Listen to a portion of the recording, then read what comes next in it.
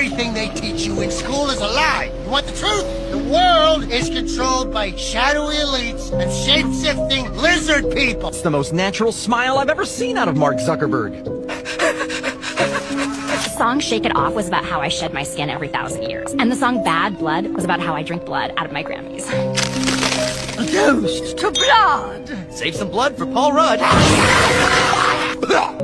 Let's get down to business. We reptoids have had a great decade. Thanks to propaganda in the media, we have made society more tolerant of our kind, from the Geico gecko to the shape of water.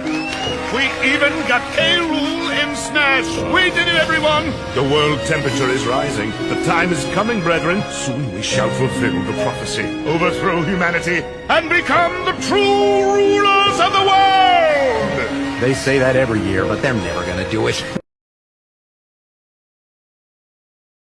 The number 7 resonates across all spiritual traditions: 7 days of creation, 7 hermetic principles, 7 levels of divine emanation, 7 chakras of the body. Beneath every faith lies a universal code of consciousness, and this is it. The hermetic principles, mentalism, correspondence, vibration, polarity, rhythm, cause and effect, and gender, interweave through Zoroastrianism's light and shadow, Hinduism's cycles, Judaism's tree of life, and Christianity's grace, and Islam's surrender. Mentalism, all is mind. All creation begins as thought in the infinite mind. From Zoroastrianism's Ahura Mazda, from Hinduism's Brahman, and Judaism's Ein Sof. Correspondence as above, so below. Hinduism's cycles and Judaism's Sephirot reflect how divine patterns flow into the material world. Vibration, everything moves. Hinduism's Om, Zoroastrian's fire, and Jewish chants align vibration with creation. Polarity, light and shadow. Zoroastrian duality, Hindu balance, and Judaism's mercy and judgment remind us harmony emerges through opposites. Rhythm, the dance of cycles. Rhythms in Hinduism, Samsara, Judaism's Sabbath, and Islam's fasting connect us to the divine flow. Cause and effect, the divine law. Karma in Hinduism, Torah in Judaism, and moral teachings across traditions reflect this universal truth. In gender, the divine balance. Shiva and Shakti, the Kabbalistic divine, and the Holy Spirit show unity through balance. These principles unite every faith, reminding us that we are not separate paths but one journey. Awakening is consciousness into consciousness. When we honor these truths, we see that all is mind, all is connected, all is one. Together, we are the light of creation. Thank you, and I love you.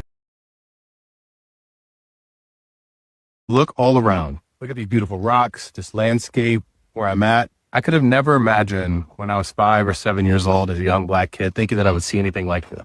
And I thought to myself, how is it that all of these kids that look like me never experienced this? And then I thought to myself, this really deep sense of unworthiness is, who is the most evolved race? It took me down a path where me and my wife were talking, and what really came to me is that none of us are evolved, and every one of us is. When I think about myself as when I was incarcerated, there are a lot of people that couldn't have dealt with that. I look at these homeless people on the street and they have extreme gratitude sometimes just for the situation that we're in.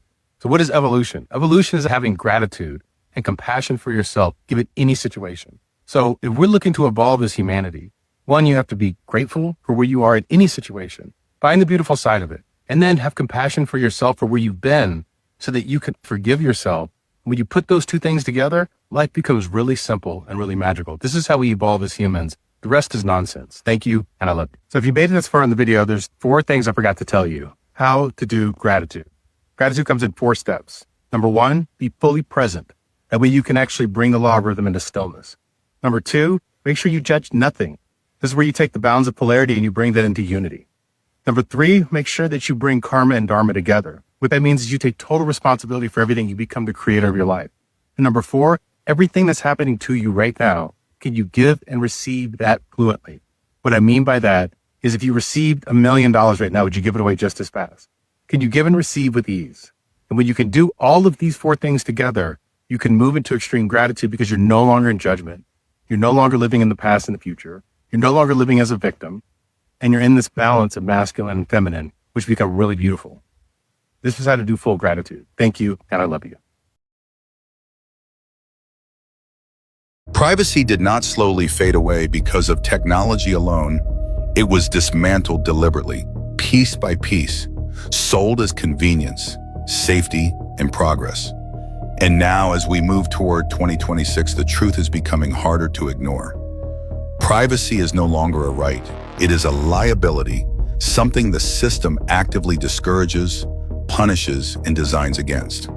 Most people think privacy disappeared because people stopped caring, because social media made oversharing normal, because smartphones blurred the line between public and private.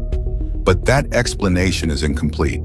People did not simply give up privacy. They were nudged, conditioned, and engineered into surrendering it. Every step framed as harmless, optional, even beneficial. Location services make your life easier. Cameras make streets safer. Data collection improves services. Monitoring prevents crime. Tracking protects health. And slowly the idea that a person should be unobserved became suspicious, outdated, even dangerous. Today, if you want privacy, you are treated like you have something to hide, as if privacy itself is guilt. This inversion did not happen by accident. It required a complete reframing of how society understands safety, trust, and control. Surveillance was never imposed overnight. It was normalized through habit, through repetition, through crisis. After every emergency, the same argument appears. We need more data, more visibility, more tracking, more oversight. And once installed, those systems never fully leave. They just wait for the next justification to expand. Your phone knows where you are, what you buy, who you talk to, what you read, what you watch, what you believe, and how long you look at something before scrolling away. Street cameras do not just watch traffic anymore. They watch faces, behaviors, patterns. Private companies collect this data. Governments access it, and the boundary between corporate surveillance and state surveillance dissolves, creating a hybrid system where no one fully claims responsibility and no one is fully accountable. This is the new architecture of power: invisible, distributed, automated, and always on. What makes it so effective is that it does not feel like oppression. It feels like modern life. You opt in because opting out makes life harder. No phone means no access. No apps means no services. No accounts means exclusion. Privacy is priced out of reach. And even when you try to protect it, the system works against you. Settings are buried, defaults favor exposure, and every update quietly resets your boundaries. The most important shift is psychological. Surveillance no longer feels external. It becomes internal. People begin to self-censor, self-monitor, self-correct.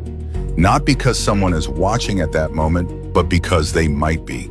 This is the real power of a surveillance state. It does not need constant enforcement.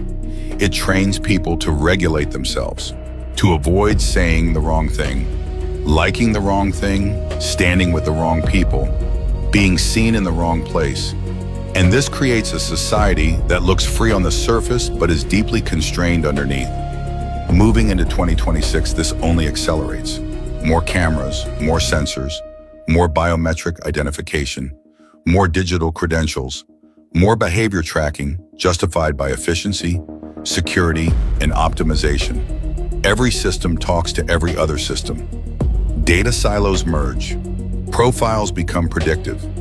Not just who you are, but who you might become, what you might do, what risk you might pose.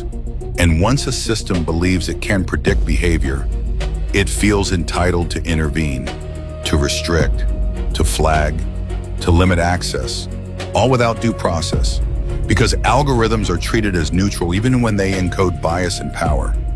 Privacy is incompatible with total optimization, and optimization is the religion of modern systems. Friction must be removed, uncertainty eliminated, anomalies corrected, and human unpredictability becomes a problem to solve, not a feature to respect.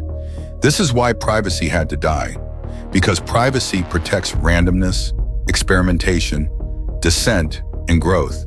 And those things are inefficient, messy, and hard to control. A fully transparent society is easier to manage, easier to monetize, easier to steer, and easier to pacify.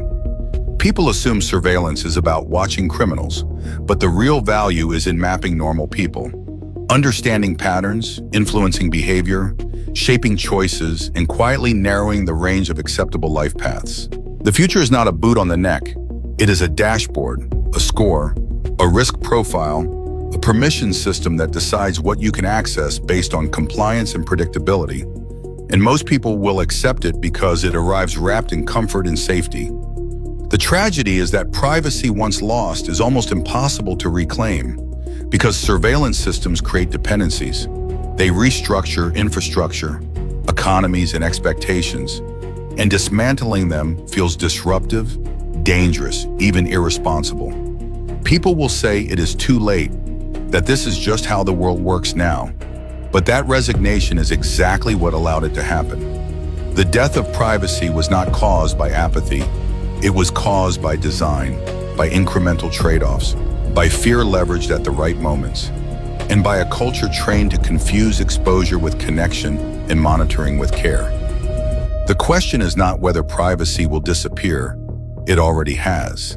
The question is whether people will recognize what was taken before the last illusions fall away. Because once everything is visible, nothing is truly free. And once being unobserved becomes abnormal. The concept of freedom itself quietly changes shape,